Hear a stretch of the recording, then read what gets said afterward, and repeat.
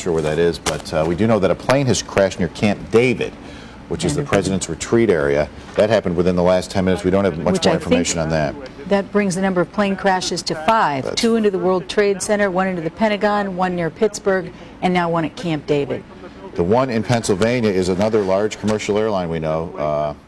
Up to 350 passengers on that Boeing 747, I believe.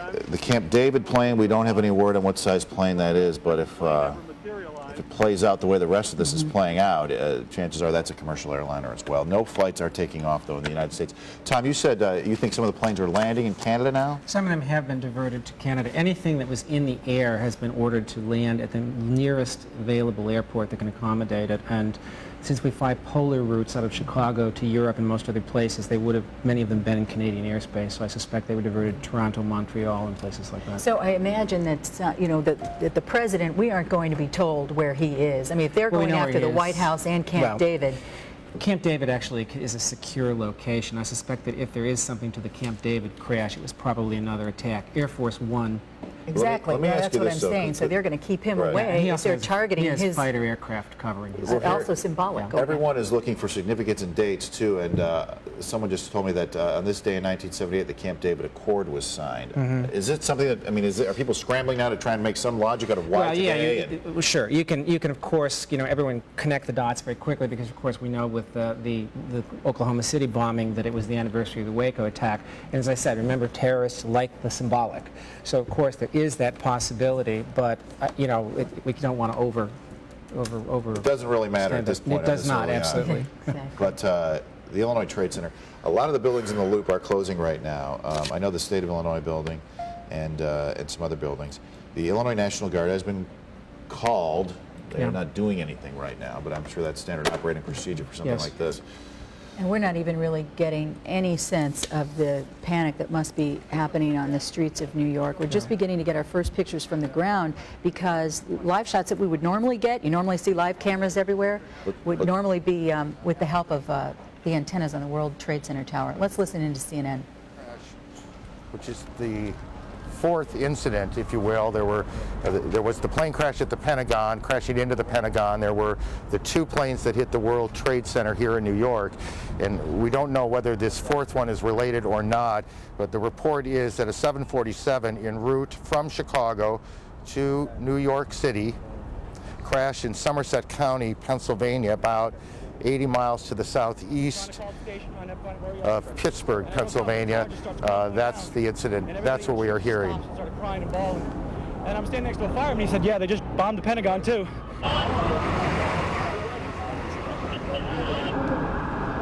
Our colleague, Jeff Green, well, we have a little more sound here from witnesses. I'm with the fire alarm company. The doorman goes to me, wow, I never seen a plane flying so low.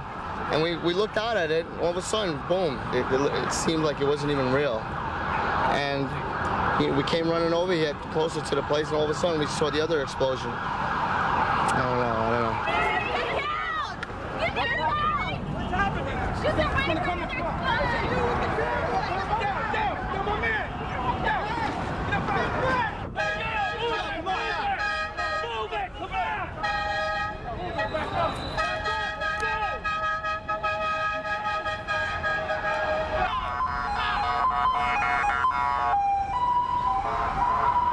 I was in B Tower.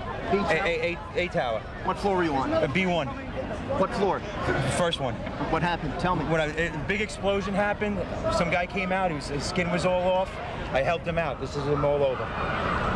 There's people jumping out of windows. I've seen at least 14 people jumping out of windows. It's horrific. I can't believe this is happening. Anything else that you saw? Were you there for the second hit by the plane? About 10 minutes later, the second building went off. Did you see it? Yes, I saw it. It just blew up. A big explosion. People started running. It was just chaos everywhere. Yes, I was right there. I was down in the basement. Came down. All of a sudden, the elevator blew up. Smoke. I dragged the guy out. His skin was hanging off, and I dragged him out and I helped him out of to the ambulance. Thank you.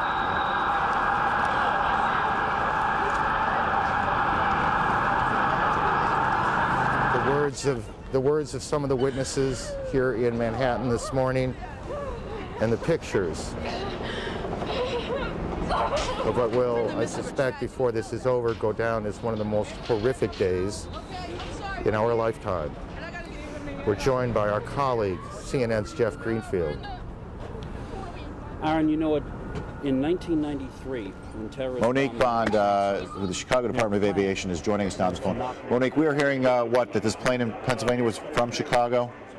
I don't have any information about that right now, Randy. So again, what we're trying to focus on now is just trying to let passengers know that for the most part of today's operation, there will be no operations at Chicago's airports.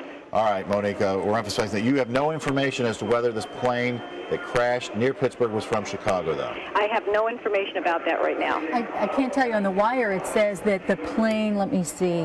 Monique's probably isn't going to know. All right, thank you, Monique, for that. Or if she does, she probably can't tell us right now. But we are hearing other reports. Well, the plane was bound for Chicago, according to WPXI.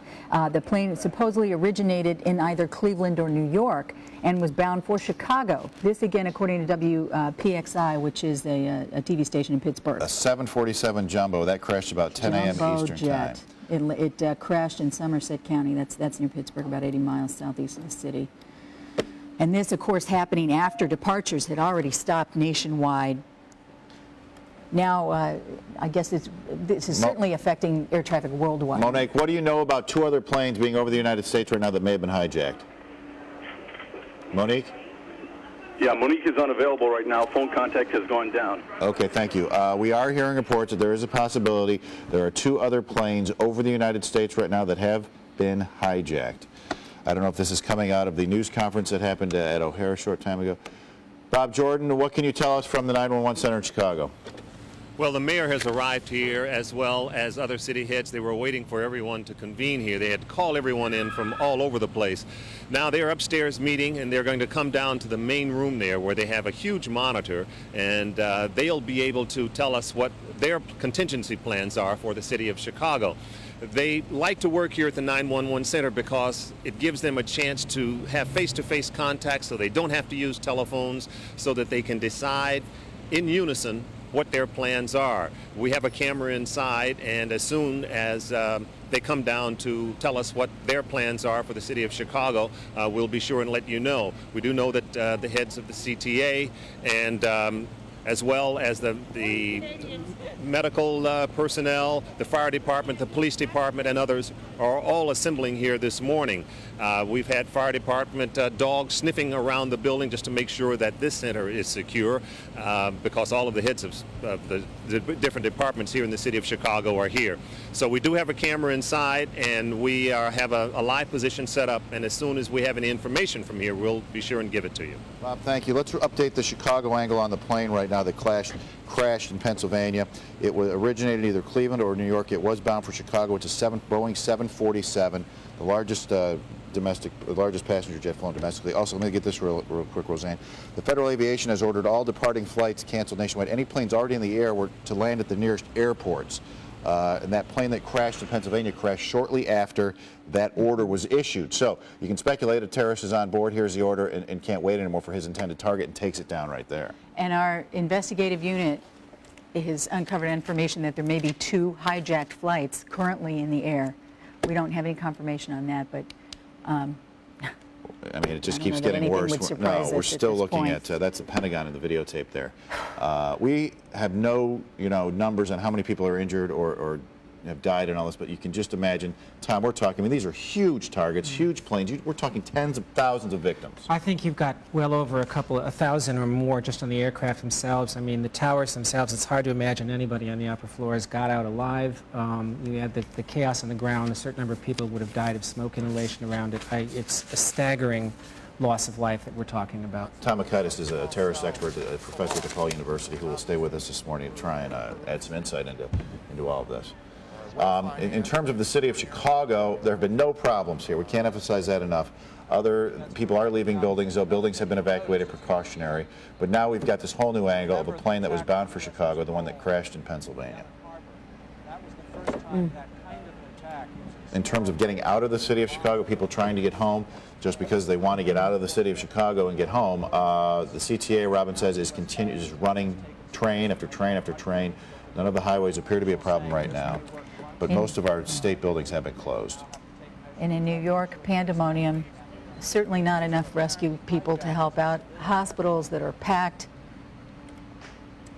Very dire situation. Mayor Giuliani quoted, "I have a sense it's a horrendous number of lives lost," which may be the understatement of the day here. And we have a president right now. We have not heard from President somewhere. Bush since a couple hours ago. He left Florida in Air Force One. And we haven't heard any more information on this Camp David plane that we know that crashed. Whether this is commercial and the way things are playing out, we can assume it probably is. We've got at least 5 commercial planes that have crashed at this point. We're going to Possibly listen as many in. as 7. We're going to listen in once again to CNN. Yeah. For those of you just joining us, let me try and put as many of these pieces together as I can as we stand here in New York. At about 8:45 Eastern Daylight Time this morning, the first of the Trade Center towers was hit by a plane. It crashed into the south side of the tower. About a half an hour later, a second plane came from the right, and you can see it coming behind the first tower, and then it hits the tower, and you'll see the flame and smoke coming out, I guess 3/4, maybe a little more, up the tower.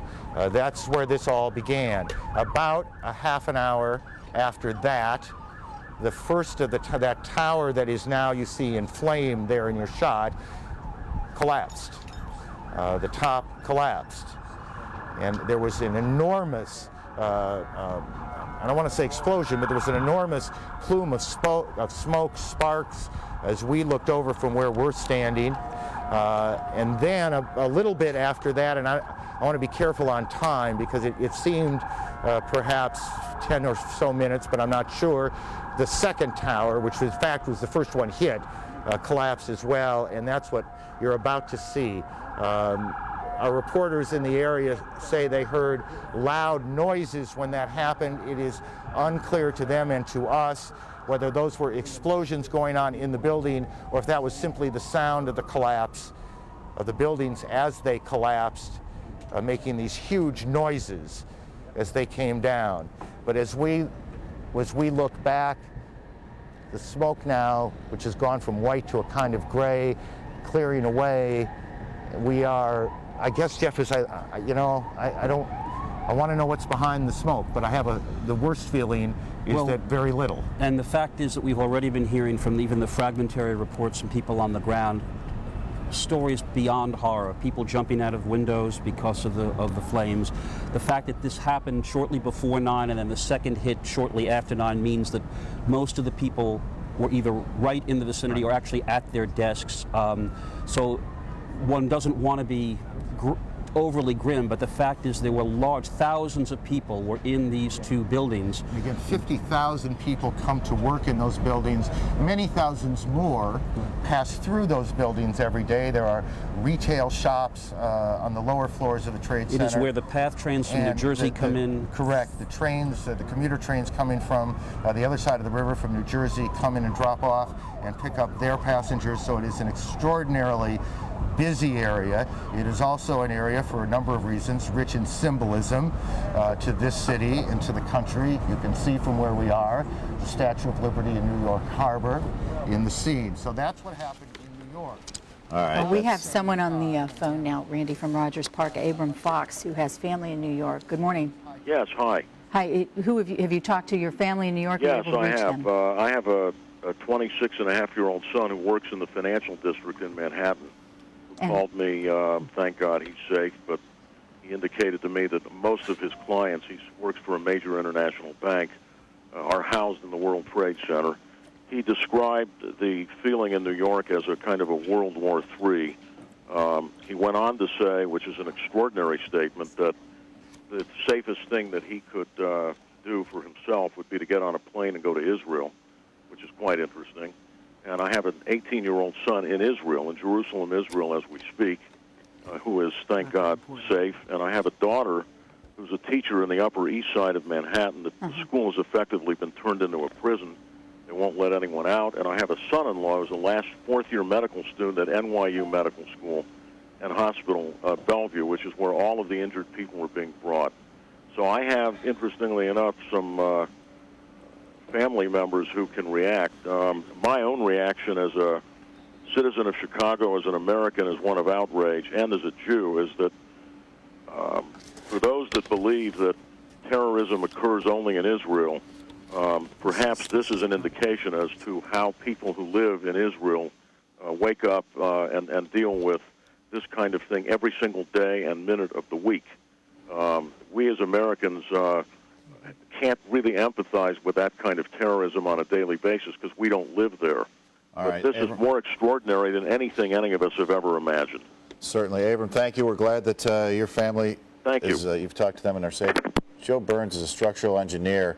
Joe, can you hear me? Yes. Joe, did you watch the actual buildings collapse, Joe? I wasn't near a video when it happened, but I recently saw a video here at your station.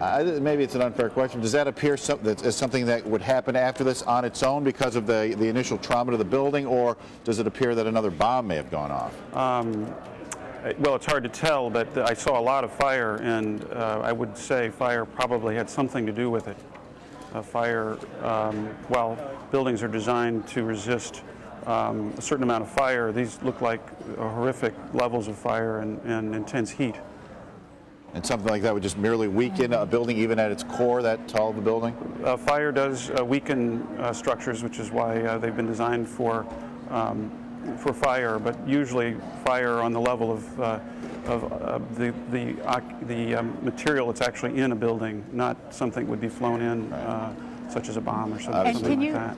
Can you estimate how wide a range of the destruction, when the buildings did collapse, how many, square blocks where would the debris land? I couldn't say. You're just showing the picture of it there on the film, and it's really hard to say. It's all smoke, of course, and I think once the smoke clears, we'll get a better sense of that. But it looks horrific. I couldn't have imagined anything more horrific than this.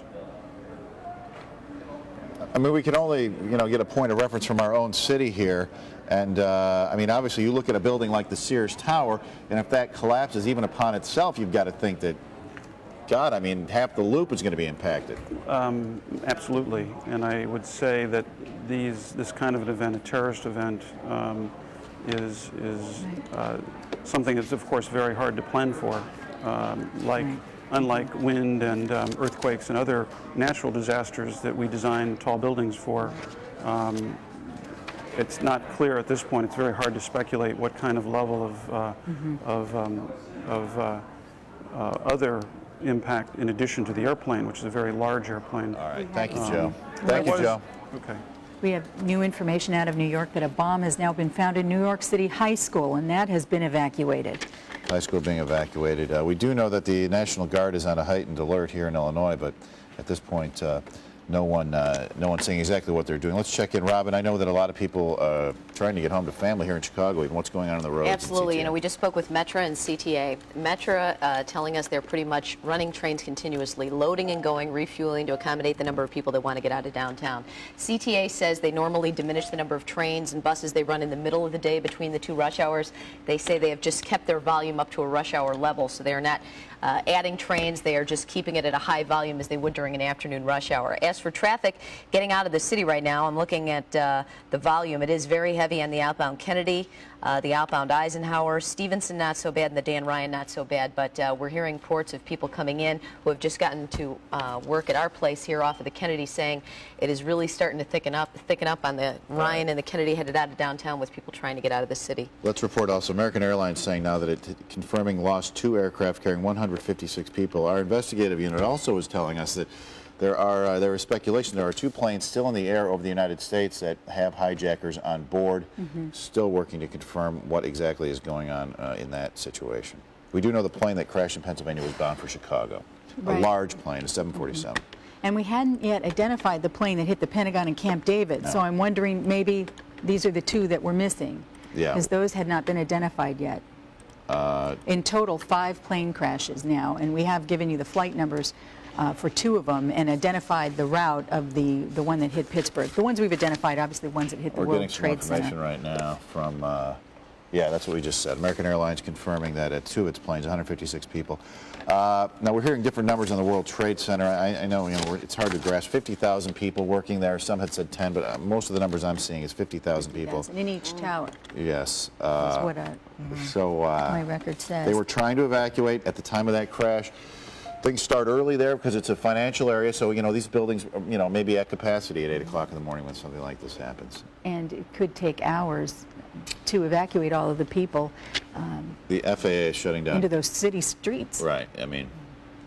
FAA has shut down all air traffic right now in the United States. Nobody can remember when this has ever happened before. Yeah, planes told to just land at the nearest airport to get all. And that the apparently was air. what was being told to the pilot, or at least the plane, that crashed in Pittsburgh. It was just minutes or seconds after that FAA edict went down to bring all the planes in that plane crashed. So that is no coincidence, obviously. That could have been headed for The plane, yes. We have a terrorism expert. We want to remind you that Tom is with us. And, it's given that was a Chicago-bound aircraft, it's not improbable that a target could have been here, and that the terrorists, if that is in fact what brought the plane down, which seems quite likely, decided that they would, rather than let it land at all, they would simply destroy it as even a small gesture. Ironic as that sounds, but it could very easily have had a Chicago target. Yeah. We're still looking at them battling that fire at the Pentagon, and we don't have any more information on the bombing at the State Department. Right. There was a car bomb, we should say, also early reports.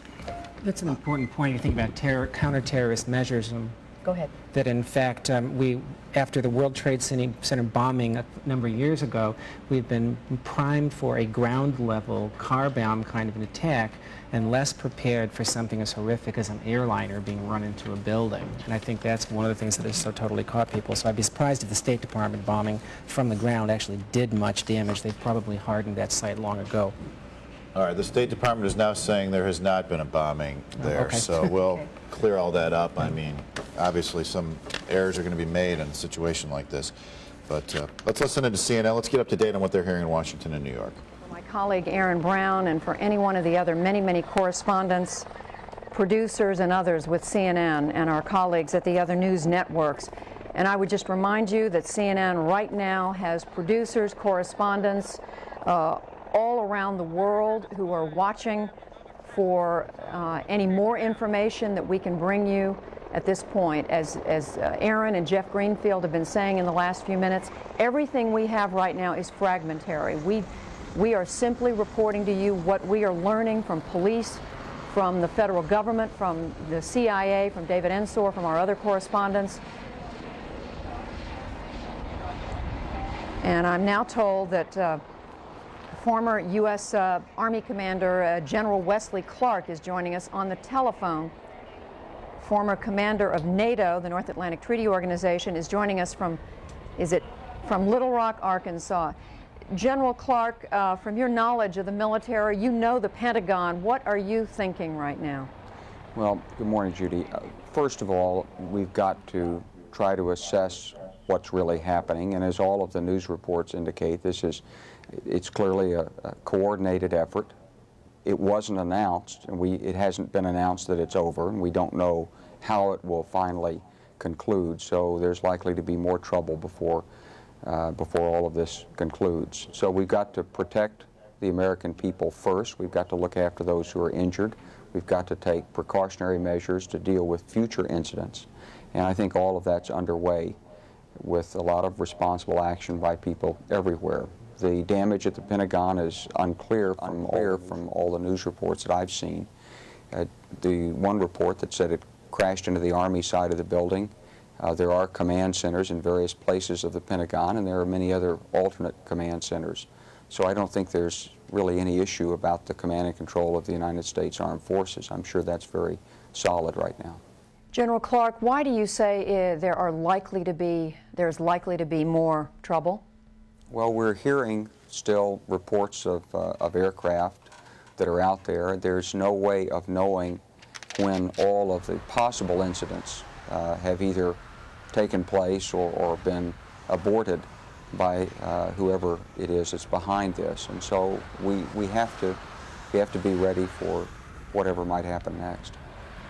General, can you give us some sense of, clearly the United States has never experienced anything of this magnitude, but what are the leaders of our military, the Joint Chiefs, the Secretary of Defense and others, what presumably are they doing right now in order to be on top of a situation where you have the Pentagon on fire, New York City in a state of chaos, and every federal building in Washington evacuated? Well, first of all, we'll be trying to assess what happened. We'll be making sure that the protection posture of our bases worldwide and all of our units out there is raised so that we're able to protect our forces and our family members, and then we'll be looking to provide assistance to wherever such incidents might occur. Whatever military capabilities there will be that could be of use will be certainly made available to the other agencies of state, local, and federal government who are involved in trying to deal with these tragedies right now. Then beyond that, we'll be waiting for the information to come in about who may have been behind this, and we'll be looking at what measures can be taken to strike and prevent further actions or in punitive retaliation. Well, speaking of that, General Clark, wouldn't you agree there are very few of the terrorist groups, at least that we're familiar with, who would have the capability to pull off something this coordinated on this scale? I think that's exactly right. There's only one group that has ever indicated that it has this kind of ability, and that's Osama bin Laden's. So obviously that'll be the first suspicion. Are you, clearly we are all in a state of shock, General Clark, but is it fair to say that you're not truly surprised by this given what we've heard from that particular group? And again, we don't know who's behind this, but given what we do know. Well, there have been many threats made against the United States and threats of terrorism, and we know that the World Trade Center has been a target. We know that aircraft have been hijacked, and we know that car bombings are used in many places in the world, and there's no doubt that for a long time there have been groups who have tried to target the United States. Normally, many times we've gotten indications, we've been able to take actions that the American public never knows about that have broken up these attempts. In this case, for whatever reason, we didn't have the information and we weren't able to take the actions to break it up. And General, what do you say to those Americans who are looking at these horrific pictures that they've been watching now for almost 3 hours on television, who are thinking, will I ever feel safe again in an airplane, in a tall building in this country? I think that will be one of the primary issues that has to be addressed by government leaders, is how to restore ever a sense of normalcy to the country. Will it ever be the same? And that's a question everybody will be asking. But I think it's too soon to expect any answers to that. I think we've got to assess this, we've got to track this down. I think one thing that comes through very clearly now is if this is terrorism and international terrorism, then clearly there has to be a much greater degree of cooperation between nations to deal with this. Whoever did this lives somewhere. He's supported by someone, and people know him, and someone knew that these events were being planned. And if we didn't have that information, we should have. And I think that's one resolve that will come out of this from nations all over the world, that more has to be done collectively together. But in a large sense, General Clark, whoever was behind this has clearly succeeded in the most horrific and devastating way. Well, it's been a tragedy for America, there's no doubt about that, and for so many people and their families, our hearts go out to them. General, we're looking, as I'm talking with General Wesley Clark, who is a former NATO commander. He's talking to us from Arkansas. We're looking at helicopters patrolling. I believe it's the area around the Pentagon, although I can't tell by the banner across the lower part of the screen. We do know that President Bush was in Florida this morning. He abruptly cut his trip short in order, we think, to fly back to Washington. And General Clark, while you are with us, what would the plans be for the president in this situation without giving away secure information? Would the president necessarily return to Washington? Is there always a plan in place in these situations? Well, there would have to be a plan always in place to take the president to where he can best control what's going on and monitor it and make decisions, and also where he will be safe. And you can be sure that there are plans and backup plans and alternate plans to the backup plans.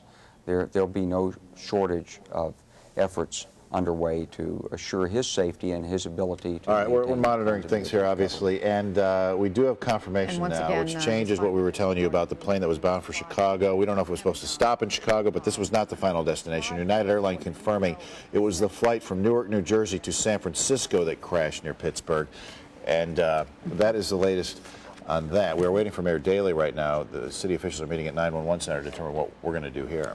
We have a terrorism expert with us, Tom Akaitis from DePaul University, and we've been hearing reports that this had all the markings of an attack sponsored by Osama bin Laden. Can you tell us? Yes. You remember the attacks in 1998 in Tanzania and Kenya. The U.S. embassies. Yes, two near simultaneous attacks on U.S. targets overseas, requiring this kind of coordination, sophistication, and a lot of money.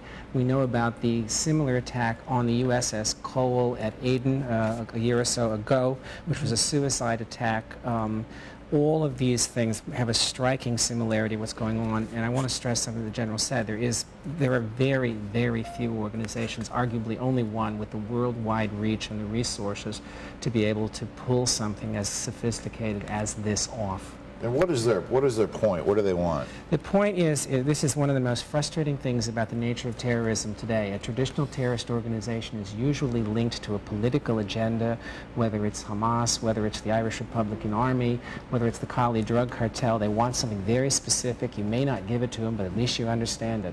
What do you do with a generalized hatred of the United States as the great Satan? And what will they do? What on earth?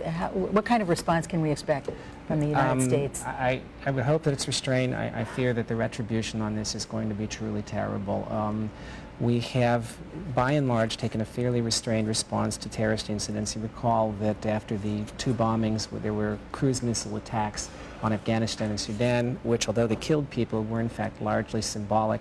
I would expect a much more extensive military response. And does that up the ante? Does that encourage more terrorism? Well, that's the thing. I mean, the increasing spiral of violence is always to be concerned. By the same tokens, you know, a sovereign state cannot simply stand still and take this kind of a hit to its innocent civilians. Well, I mean, this is this is an act of war practically. This is the worst we've seen since Pearl Harbor. Yeah, exactly. I mean, if we just simply take the number of people purported to be in the Trade Center, assume the death tolls would be quite high, we're looking at a potential casualty list as large as the Vietnam War for the United States. And if you're flipping around, as I'm sure a lot of people are, let me update you again on the plane that crashed near Pittsburgh.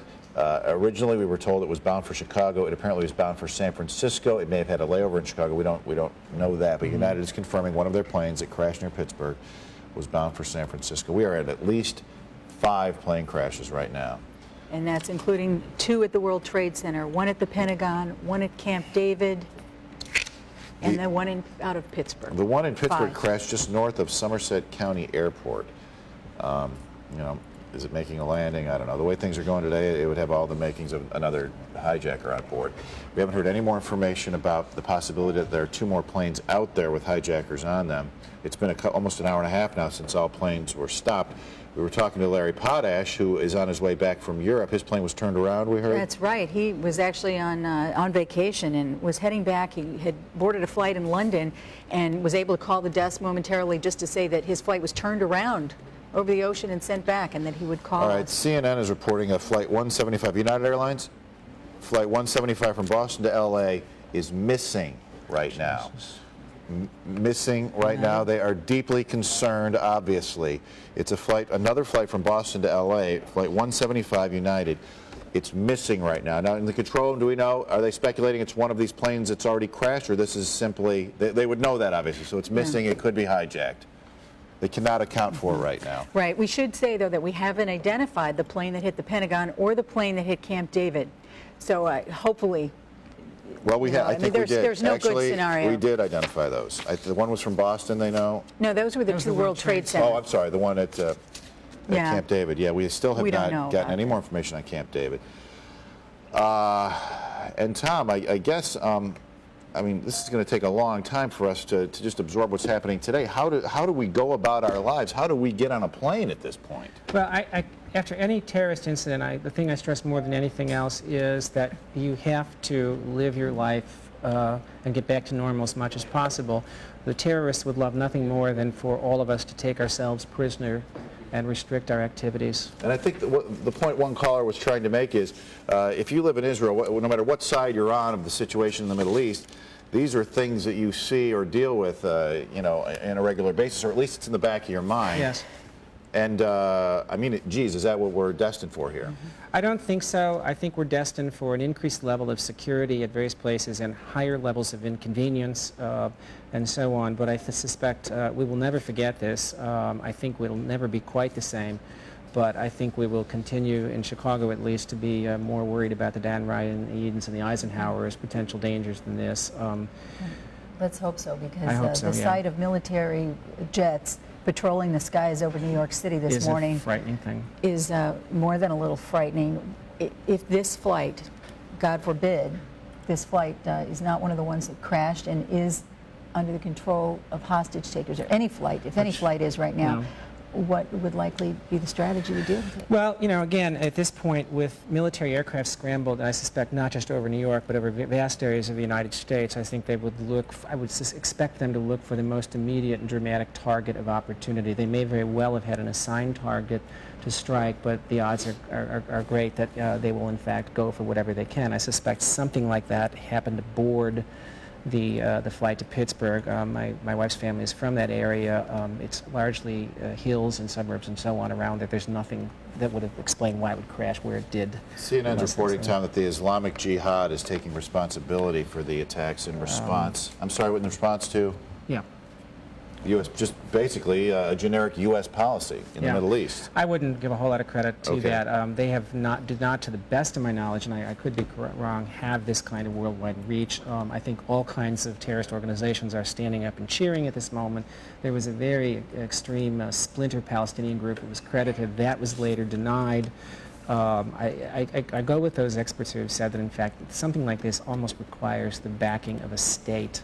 And jihad doesn't have that to the same kind of degree. Most of its targets have been in the Middle East. Confirming again, United also says it is, quote, deeply concerned about a further flight. It's United Airlines 175.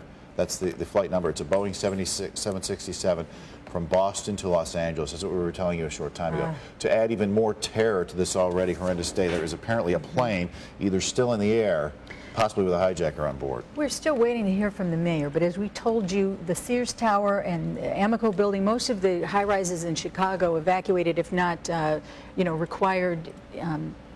They were voluntarily evacuated. Also, senior staff at Cook County Hospital, we're told, are discussing how they would deal with such an attack. So everybody in a really heightened state of alert across the country at this moment, because you just don't know. And obviously, Tom, this is what terrorists want, but geez, at this point, what else can you do? Well, the irony of this is that we really are being thrown back to the situation of the Cold War. I mean, during the era of the threat of nuclear holocaust, all cities and all hospitals basically had to have civil defense emergency plans for something of a massive scale. And again, in the I'm just looking at videotape again of it. It's stunning when you see the sections of the World Trade Center actually crashing to the ground. Why don't we switch to that shot? There you go. This is again videotape, but I mean, it's just horrendous every time you see it. I'm sorry, Tom, go ahead. No, that's okay. In fact, and I think in the post-Cold War world, in a sense of perhaps false security, we've in fact, forgotten, the kind of heightened anxiety that we lived under, and I suspect these plans got rusty, and of course now.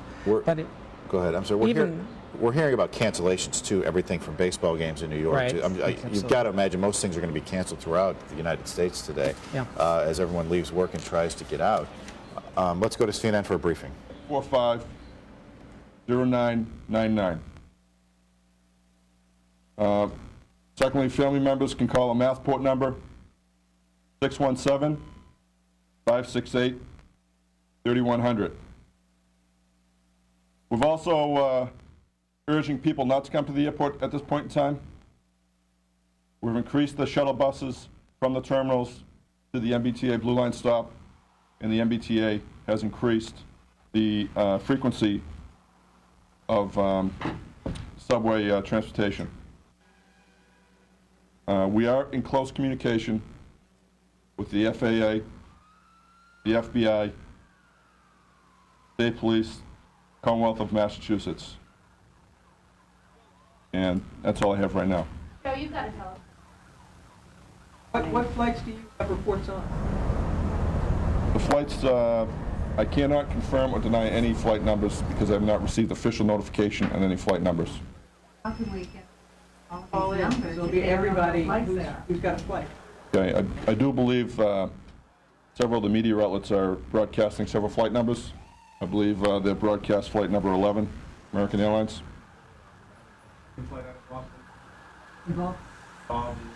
I don't know at this point in time. Were the passengers hijacked? Cannot confirm that. Has the airport accounted for all outbound flights? That's outside of the scope of the airport's responsibility. We're leaving it up to the FAA to conduct that activity. Joe, what is the code? Joe, what is the code Fort Knox? We have reports of employees screaming Fort Knox around the airport at the time that the planes went into the world. That I don't know what that means. Doesn't mean have any connotation here at Logan Airport. What about planes that are flying in here? Are they being rerouted somewhere else? Aircraft were flying into Logan Airport. We did take some arrivals, but now since the airport is shut down, these flights will be diverted to Canada. They're not taking flights either, would you? Are you screening passengers? We've moved them from another area, yes. They're being directed to seek either public transportation or their own transportation out of the airport. Leaving the airport? No. How long do you anticipate the airport to be closed? It's indefinite at this time. We'll be meeting with the FAA. We'll be conducting analysis of our intelligence that we have. We'll make a determination later on this afternoon. What detail? Pardon me? I can just tell you briefly, we have shut down security checkpoints. We've moved everyone away from the boarding gate areas. We've increased police presence dramatically. We've requested additional state police be sent to the airport. And we've shut down some construction activities around the airport. Is this the highest level of security ever, Joe? Is another flight from Boston? I can't confirm or deny that right now. Was there anything unusual about the boarding procedure of this flight? I don't have any reports that would say the same. Are you investigating breaches of security? How are you getting to the bottom of this hijacking? I can tell you we have an ongoing investigation right now. Just an initial investigation being conducted with Massport, Massachusetts State Police, and the FBI. What do you know about United Airlines can you tell Flight us? 175, which is unaccounted for right now from out of Boston? I don't have any, can't confirm or anything or deny anything on that particular flight. Got a number? No, they have not. Joe, did Flight 11 leave on time? Were there any delays? And was there any conversation between the pilot and the tower that seemed unusual? Flight number 11 left at 7:59. I believe it was on time. And everything went as scheduled when it left Logan Airport. How many people were on board? I don't have a passenger count right now. Are you aware of any communications from the pilot? No, I'm not. Would its flight path to LA normally have taken it south or towards New York, south or west? I can't answer that. I don't have any information on that flight path. When did the tower here detect that there was something wrong? Again, I don't have that specific information. Let's update you on several fronts from here in Chicago. Once again, that United Flight 175 Boston to LA, it's a Boeing 767, is somewhere, we presume, over the United States now. And while we're not getting a lot of information from the authorities, it would appear, they say they've lost contact with it, but it would appear this has also been hijacked at this point. As far as Camp David goes, no confirmation on a plane crashing there. That may have been an erroneous report. Let's check in with Robin in terms of people getting out of Chicago. We know that no flights are getting out of O'Hare, Robin, and apparently you can't even get to O'Hare right now by train. Right now, CTA is, the Blue Line service is only going as far as the Rosemont stop, so they're not bringing trains all the way into O'Hare. We're assuming, we have not heard from them, that trains are bringing people out of O'Hare, but they say you can no longer take the Blue Line all the way to the O'Hare stop. They are stopping them at Rosemont. As for the rest of the trains on the CTA, they are just running on a rush hour schedule, bringing the extra volumes of people out of the city. Metra is simply running continuous trains out of downtown now, no schedule. So if you go to a downtown stop, a train will be there soon. They're just continuously running them and refueling them. And as far as volume on the expressways, it is very heavy on the outbound Kennedy, outbound Eisenhower, but nothing that you wouldn't normally see at this time of day. Okay, no panic here, obviously, and nothing has happened in Chicago. There is no reason to panic at this point. Back over to the, I'm reading the latest on these flights in case you have people who are flying and you want some flight numbers, although I was told United has taken its webpage off right now, so you can't do what you can do where you go on there and try and find flights. Their webpage is off. It's just a message from the president.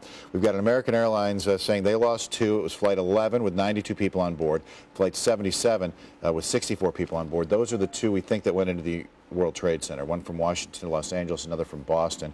The Pennsylvania flight that crashed, Flight 93, it's a Boeing 757. It was from Newark, New Jersey, bound for San Francisco, crashed about 80 miles southeast of Pittsburgh. Initially, we were told that was coming to Chicago. That does not appear to be the case now. It was bound for San Francisco. We don't know how many people were on board that one. And then there's the plane that is missing it, Flight 175, a Boeing 767 bound from Boston to Los Angeles. They must know where it is. Tom, we were talking before. Yeah, People, they know where this plane is. I mean, the United States, the Continental Air Defense Command has the capacity to track a full-scale bomber invasion. I don't know that all that's up and running or what the details are on that. I suspect the military is probably tracking that aircraft, but the civilian flight controllers do not know specifically where it is. I doubt that for reasons of not spreading panic, no one is going to particularly say. We do know that plenty of things are closing in Chicago, though. I know that Northwestern, the academic buildings are closed. The hospital is open right now, but the hospital once again is open. You need to call ahead if you're going anywhere in Chicago right now. Right, our Loop campus is closed. I know that too. There is a chance most things. And this is still videotape from earlier today when the World Trade Center building collapsed after the plane had hit it maybe a half an hour, an hour before that.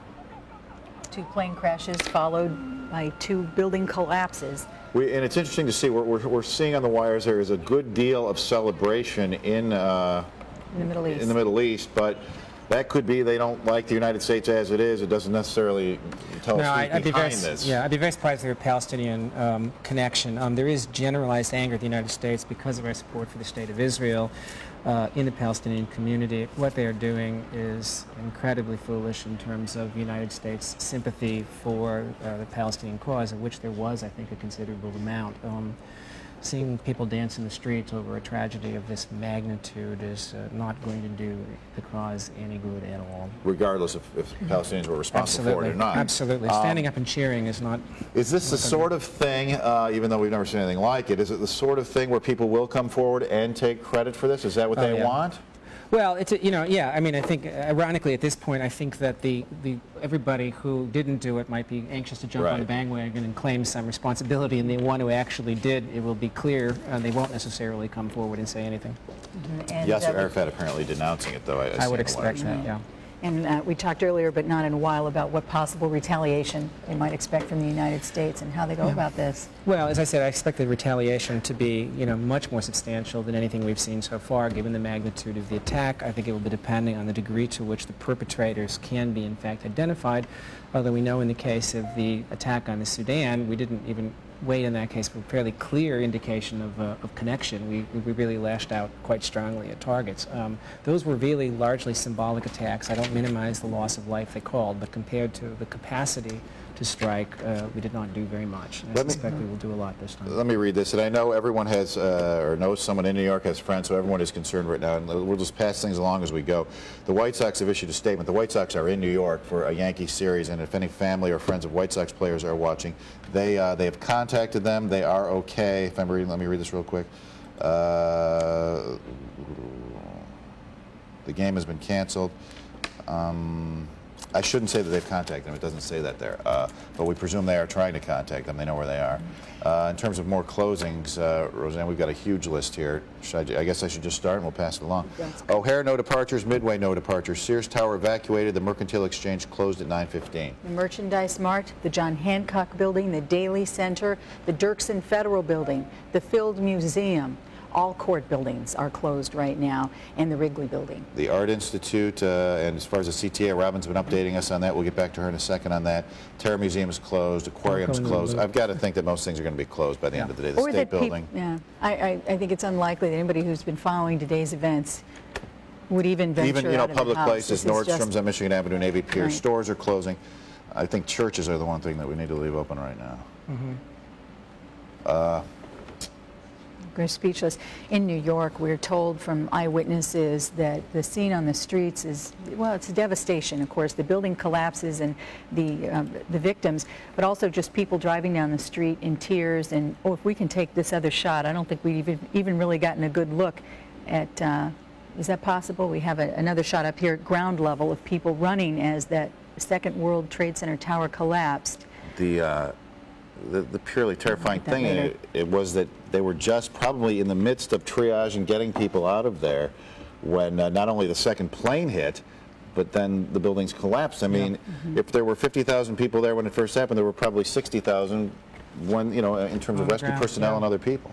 Right, and they only had about an hour between the time that the first airplane struck and the second building collapsed.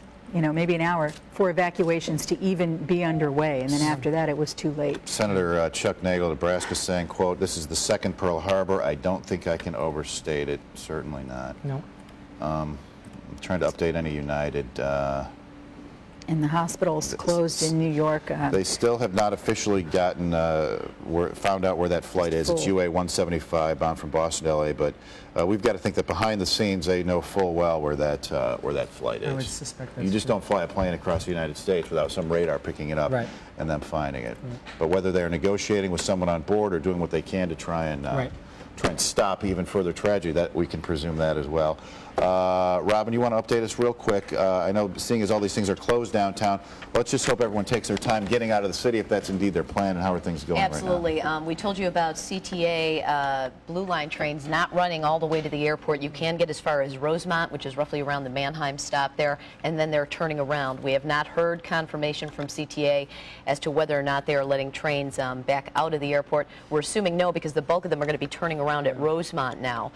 So you have to go to that Mannheim stop. The rest of the CTA trains are just running at a rush hour volume right now, so higher volume than they normally would be at this time of day, so there are extra trains.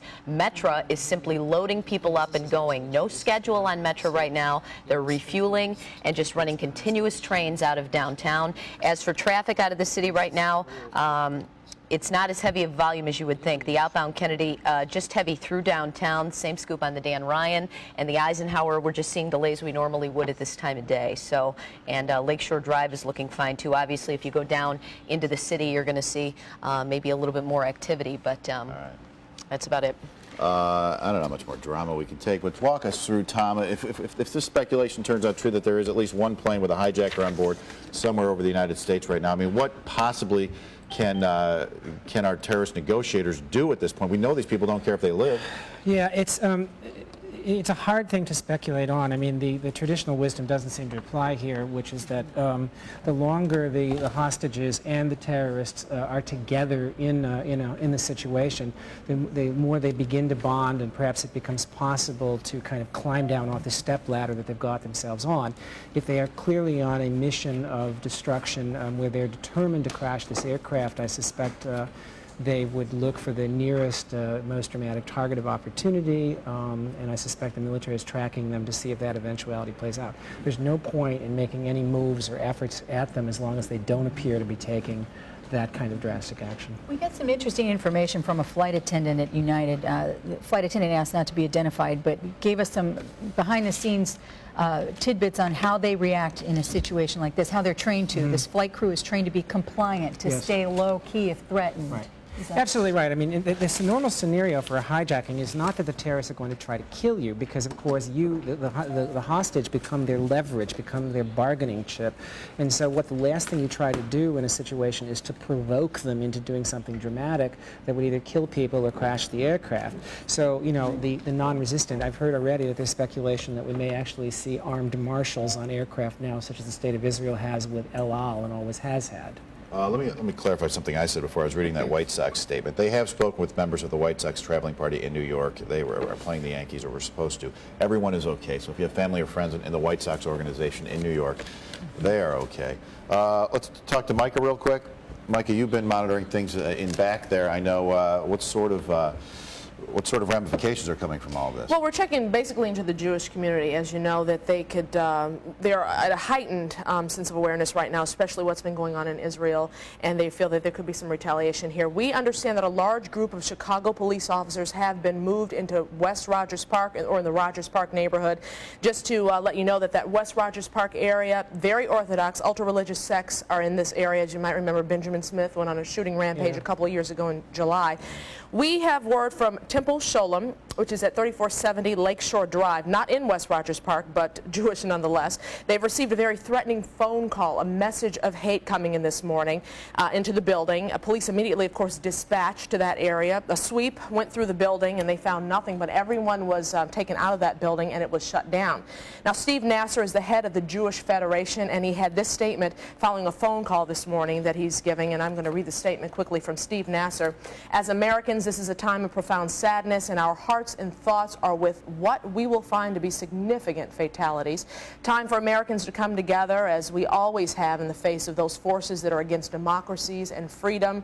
And we need to stand and have full confidence that our government will take the necessary steps to ensure the protection of all citizens.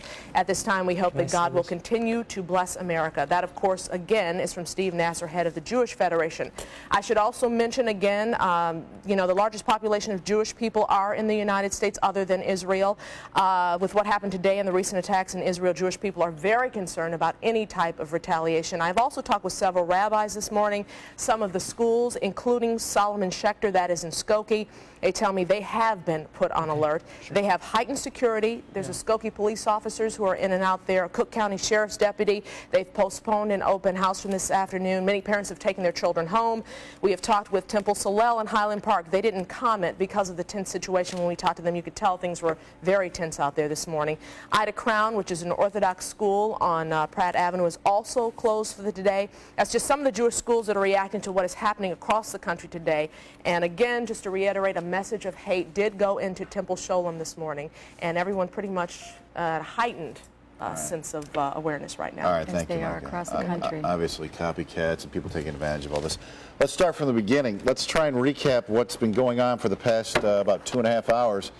It all started, what, about 7:30 Chicago time, almost 8 o'clock. First, the World Trade Center was hit. This is the second plane to hit the World Trade Center building. The first report, we weren't even sure what happened, that it might have been an accident of some sort. This confirmed, I think, in everyone's minds that this was a terrorist attack, the second plane hitting. Another angle on it here. There you see the plane briefly on your screen, and it crashes. This is what started it all, those two plane crashes. Probably a half an hour or so after that, word of a plane crashing at the Pentagon, another commercial airliner crashing at the Pentagon. And this is at this point in the day when we get word that these are hijacked planes, one from Boston, one from Newark. The World Trade Center then, shortly after that, collapses on itself. One was actually, I think, from D.C. Heading to the west, and then later the Pittsburgh flight, I think, was from Newark. That's the World Trade Center, the first tower collapsing on itself. And you've got to realize that when this is happening, people are still inside, rescue workers, there you see people, well, it's another shot I'm looking at. That's the second one going down, I think. And some other videotape. Yeah, then the second one goes down. Yeah, that's the second one going down.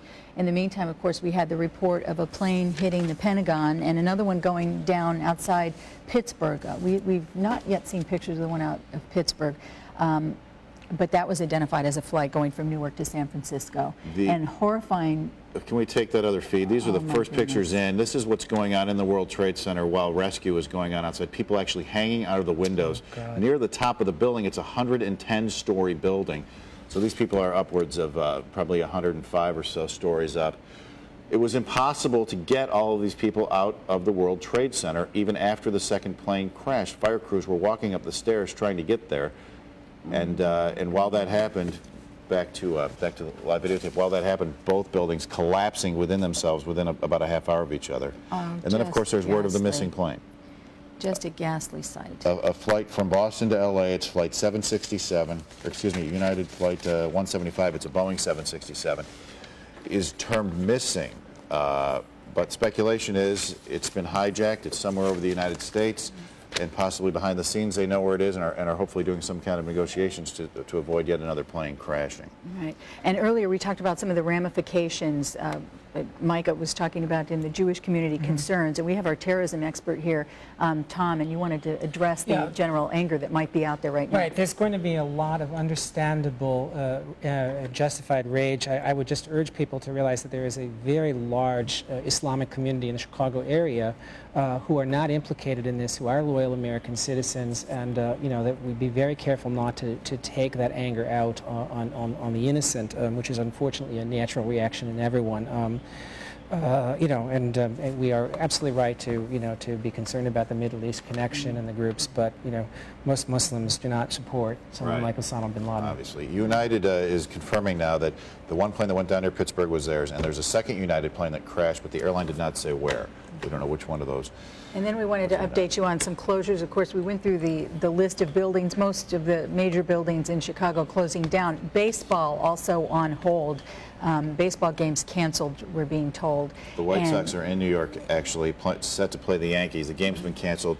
The White Sox here in Chicago, personnel say they have contacted the traveling party. Everyone's okay from the White Sox standpoint. And of course, airports, you know, forget it. In terms of Chicago closings, yes, all airports, most big buildings, Sears, the Mercantile Exchange closed, Merchandise Mart.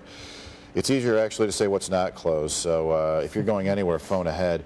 And I think in terms of traffic, Robin was telling us that the highways are actually okay where they normally are at this time, and the CTA is not running all the way out to O'Hare. But Tom brought up a good point, and people should, you know, try not to head downtown because it could, you know, quickly get a little chaotic down there. So you could avoid our downtown area. I would fully expect that there might even be roads blocked off around major buildings for fear of car bombs, because obviously this is a widespread and extensive threat, and nobody's quite sure how it will manifest itself. Air attacks may not be the only thing that we're going to be seeing in this And there day. is still a missing plane. There is still a missing aircraft. By all means, you know, avoid the downtown area.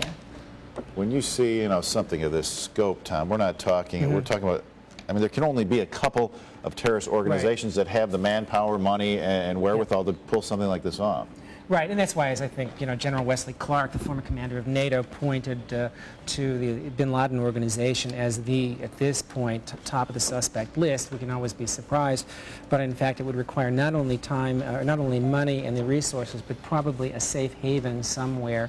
We know that the bin Laden organization operates out of Afghanistan and possibly out of Sudan as well, but to just plan and undertake something like this against the most powerful country in the world, which has a significant security apparatus in place, is an incredible accomplishment, and there's absolutely very, very few, perhaps only one organization has that capability. You also mentioned some of the new policies that we could take to protect against incidents like this, and one of them was actually having federal marshals on board flights. That was done for a brief period of time. I think it may have been around the Gulf War, I don't remember exactly, but for example, El Al has always had armed guards on their aircraft for years. It's a scary situation. The last thing you want is a shootout at 40,000 feet. By the same tokens, the whole thinking of response to hijackings now has to be updated given the new nature of this kind of a threat. I would expect extremely heightened security at American airports as a permanent fixture of travel. Anyone who's gone through a place like Heathrow, for example, realizes that American security is relatively speaking lax. And again, you know, you want to keep your security at the level of the threat, but obviously now the threat is much greater. This is interesting. The Federal Reserve now reporting that the nation's banking system will be protected following the attack, stood ready to provide additional money to banks if needed. Let's check in with CNN and get an update nationally now. That's a concern. Left a hole. There was a collapse of that side of the building. You're seeing the smoke, of course, to my rear. We're reporting from an east side vantage point along a highway that's a major artery here. It is also a place where there has been a constant alert looking skyward, repeated concerns that another plane was heading this way up toward the Potomac. These have been concerns that have been out there for a couple of hours. None of them have been realized yet. Of course, the tragedy was that at about 9:20 this morning Eastern Time, that plane crashed into the west side of the Pentagon. You can see overhead frequently helicopters that are circling the area, of course looking to provide some visual sighting in case anybody, any sort of invader, anything like that wants to take to the air. It's interesting, these helicopters also will hover on the ground. There are any number of highways here and they would be looking for suspicious vehicles, that type of thing. We are told there are casualties at the Pentagon. We have not been able to get an accurate figure. We are not exactly sure at the moment of the whereabouts of the Secretary of Defense, but the building has virtually been evacuated, if not totally evacuated. There is heavy security there, investigations going on as they try and find out what happened. We constantly see sirens and hear sirens and see ambulances go by. All right. Let me update quickly. Micah mentions a Jewish school that had closed. They've called to say they are open. Can I have the name of that school once more? It's a Jewish school she was just talking about. Obviously, a little chaotic behind the scenes, so we'll bring you that. And Tom, we were talking, the Federal Reserve stepping in now to try and ease fears, because the last time they did that, I think, was after the 87 stock market crash. What's going on behind the scenes there? Another area of terrorism which is little reported on and discussed. You know what? Let's take this right now. It's Pittsburgh. It's a plane that crashed near Pittsburgh, Shanksville, Somerset County. Go to that shot. There it is. This is out of Pittsburgh. It's the first pictures we've seen of this. This is the plane that was bound for San Francisco. It's a little hard to tell what we're looking at. But this plane crashed minutes after the edict was issued by the FAA to bring all planes in, and it crashed very near an airport. There's a map there showing, not too far to Pittsburgh. All right, well, let's go back to our New York shots. But that was the first shot we saw, actually, of what happened outside of Pittsburgh. That was a 747? Right, and the fourth plane. Mm-hmm. All right, that's Let's Channel take 11 that in Pittsburgh. station Let's in listen Pittsburgh. in. Yeah. Are with the victims and their families, and we stand strongly united behind the president. And very, very little in the way of debris. Rick Earl just telling us that the largest piece they found is about 5 feet long. There is again shots of New York as the Their signal. Lost their signal. I'm sorry, Tom? No, the fact that there's no debris raises some very interesting possibilities, and also the devastation caused that perhaps there was also explosives smuggled onto the aircraft. Well, let's talk to Frank Donnie, who joined us now, the former FAA security manager. You were here in Chicago. You retired in '94. You have your own security firm now. First of all, give me your initial reaction to what you're seeing here. Essentially, it's nothing that I've seen in 30 years of government service. Oh, yeah, any of us have seen. And how, at this point, we're hearing talk of a plane that is still out there. United says it can't find it. We think that probably behind the scenes they know where it is, but are trying to ease fears here. What could be going on right now? Are there ways that pilots can signal, people that there are problems on board? There are two frequency numbers that the aircraft, through its transponder, can transmit into an air traffic control center that will tell FAA if they're under hijack situation. Mm-hmm. Now, we've been told that in the past they've been trained, and this comes from a